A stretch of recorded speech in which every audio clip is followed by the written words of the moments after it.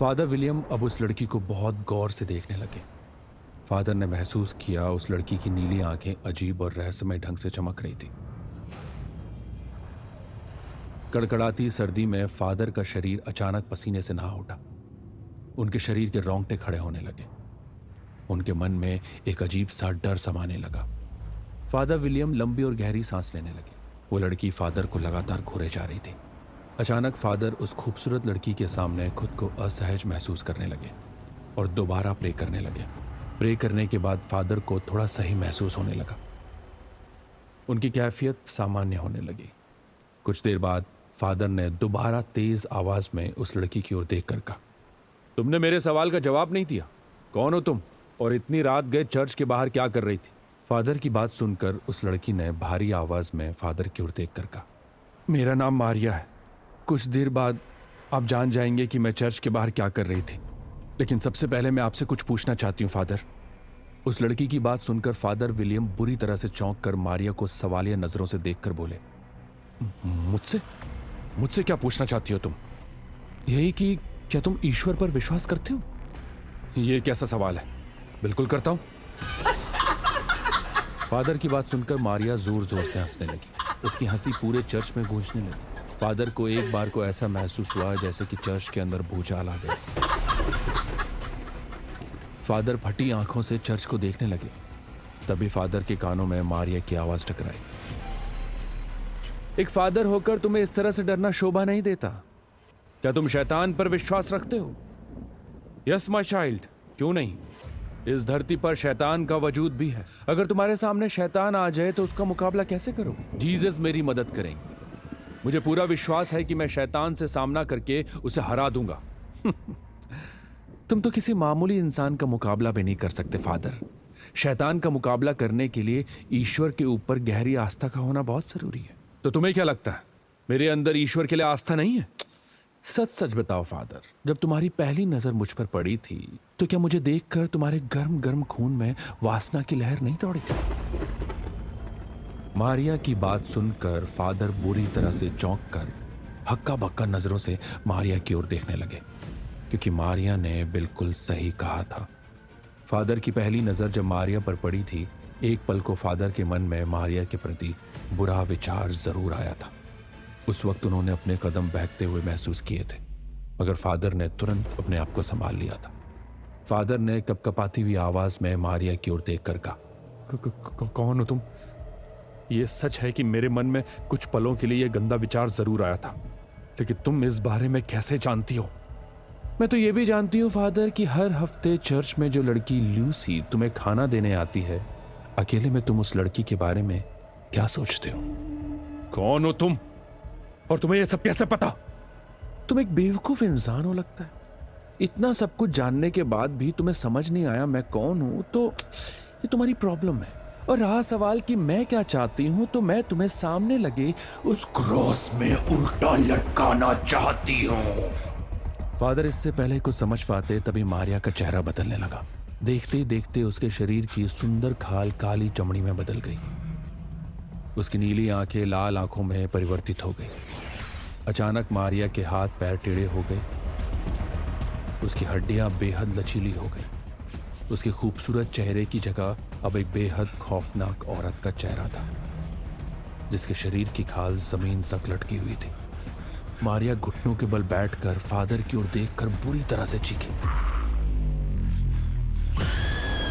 मारिया की चीख से पूरा चर्च हिल गया। फादर की आंखें दहशत से फटी की फटी रह गई। मारिया बेहद फुर्ती से घुटने के बल चलती हुई फादर के नजदीक आकर खड़ी हो गई और देखते ही देखते उसने फादर की गर्दन पकड़ ली। फादर ने खुद को बचाने का प्रयास किया, मगर मारिया की पकड़ इतनी मजबूत थी कि फादर चाहकर भी उसके हाथ अपनी गर्दन से नहीं छुड़ा पा रहे थे। अचानक बेहद फुर्ती से मारिया ने अपने लंबे और पैने नाखून फादर के पेट में गड़ा दिए। फादर की दिल दहला देने वाली चीख पूरे चर्च में गूंज उठी। कुछ सेकंड बाद फादर का निर्जीव शरीर चर्च के अंदर पड़ा हुआ था। अचानक चर्च का दरवाजा धड़ाम की आवाज से अपने आप खुल गया और मारिया फादर के निर्जीव शरीर को देखते हुए अजीब से अंदाज में मुस्कुराती हुई चर्च के दरवाजे से बाहर निकल जाती है। मारिया के जाते ही अचानक फादर का निर्जीव शरीर हवा में तैरने लगता है और बड़ी तेजी से चर्च के अंदर लगे हुए क्रॉस पर उल्टा लटक जाता है। फादर विलियम का शरीर क्रॉस से लटकते ही चर्च का दरवाजा एक तेज हवा के झोंके के साथ अपने आप बंद हो जाता है।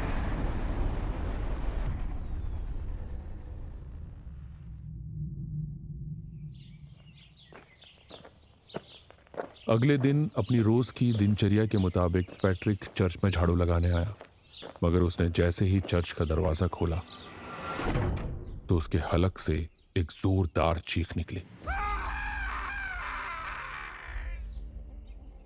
कुछ ही देर में पूरे चर्च का हॉल वहां के आसपास के लोगों से भर गया था। हर कोई फादर विलियम की लाश को चर्च पर लटके हुए डरी और सहमी नजरों से देख रहा था। चर्च के फादर डिसूजा अपना काम निपटाकर चर्च की ओर आए कि चर्च के बाहर इतनी भीड़ क्यों लगी हुई है।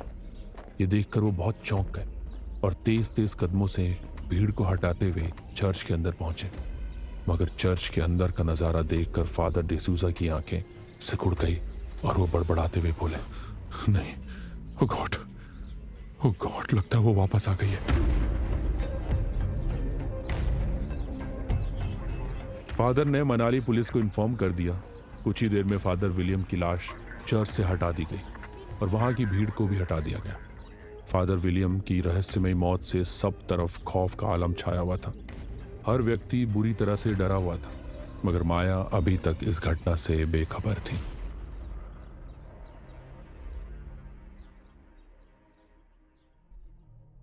करीब 11 बजे माया घर में किसी को कुछ बताए तैयार होकर अपनी कार में बैठ गई और उसने अपनी कार का रुख चर्च की ओर कर दिया।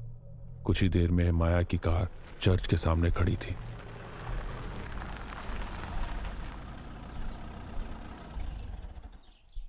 कार से बाहर निकलकर माया ने देखा कि चर्च के बाहर अजीब सा सन्नाटा छाया हुआ था। सच तो यह था कि माया कल रात की घटना से बेहद डरी हुई थी। वो अपने साथ घटी घटना को फादर डिसूजा को बताना चाहती थी और खास तौर से इसी वजह से माया चर्च आई थी। माया धीरे धीरे कदमों से चर्च के अंदर चली गई, मगर उसने देखा कि चर्च के अंदर सिवाय फादर के और कोई मौजूद नहीं था। माया ने देखा कि फादर बहुत गहरी सोच में चर्च के अंदर लगे हुए क्रॉस को घूरे जा रहे थे। वो इतनी गहरी सोच में गुम थे कि उन्हें माया के आने का एहसास तक नहीं हुआ। माया बहुत देर तक उन्हें ऐसा करते हुए देख रही थी। काफी देर बाद फादर ने अपनी नजरें उस क्रॉस से हटा ली। फादर ने जैसे ही पीछे पलटकर देखा तो उन्होंने सामने माया को खड़ा पाया। माया को देखकर फादर के चेहरे के एक्सप्रेशन बिगड़ गए। उन्होंने बहुत रूखे व्यवहार से माया की ओर देखकर कहा, क्यों आई हो तुम यहां? आज मैं अपने सवालों का जवाब मांगने आई हूं फादर। आखिर ऐसी क्या वजह है कि आप मुझे इग्नोर कर देते हैं? फादर, मैं आपको बता नहीं सकती कि जिस घर में मैं रह रही हूं वहां क्या चल रहा है, और कल रात की घटना अगर मैं आपको बताऊं तो हो सकता है कि आपको मेरी बात पर यकीन ना आए। मुझे आपकी हेल्प चाहिए फादर। माया की बात सुनकर फादर माया को बहुत गौर से देखते हुए बोले, एक घटना कल रात इस चर्च में भी घटी थी। इस चर्च के अंदर लगे हुए उस बड़े से क्रॉस को देख रही हो तुम? कुछ देर पहले इस क्रॉस में दूसरे फादर विलियम की खून से लथपथ लाश चिपकी हुई थी, जिसे तुम्हारे आने से पहले ही पुलिस ने यहां से हटाया है। फादर डिसूजा की बात सुनकर माया बुरी तरह से चौंक गई। माया नीचे निगाह कर बोलती है, आई एम सॉरी फादर, शायद मैं गलत वक्त पर आ गई। तुम गलत वक्त पर नहीं आई, बल्कि तुम गलत घर में आई हो। तुम्हारे आने से पहले सब कुछ ठीक था। मैं कुछ समझी नहीं, आप क्या कहना चाहते हैं? तुम जानती हो फादर विलियम की किस रहस्यमय परिस्थिति में हत्या हुई है? उस हत्या की वजह कौन है? मैं आपकी बात समझ नहीं पा रही हूं फादर, आप कहना क्या चाह रहे हैं? उसकी वजह तुम हो माया, तुम। फादर डिसूजा की बात सुनकर माया बुरी तरह से हड़बड़ाते हुए बोली, मैं तो खुद परेशान हूं और अपनी परेशानी लेकर आपके पास आई थी फादर, और ये आप क्या कह रहे हैं? भला फादर की रहस्यमय हत्या से मेरा क्या ताल्लुक हो सकता है? माया की बात पर फादर डिसूजा चीखते हुए माया की ओर देखकर बोले, ताल्लुक है, बहुत बड़ा ताल्लुक है।